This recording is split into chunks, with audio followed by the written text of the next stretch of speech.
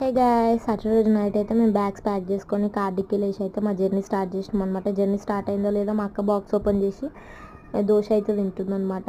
మా కార్ చిన్నగా ఉండడం వల్ల మా అచ్చుపప్పులు అయితే మా అక్క మీద చెల్లి మీద అయితే కూర్చున్నారు. మా కార్ చిన్న కార్ కాబట్టి అంత చిన్న కార్లో నేను, మా అక్క, మా చెల్లి, అలాగే మా అక్క పిల్లలు, మా మమ్మీ డాడీ అయితే వెళ్తున్నాం అనమాట.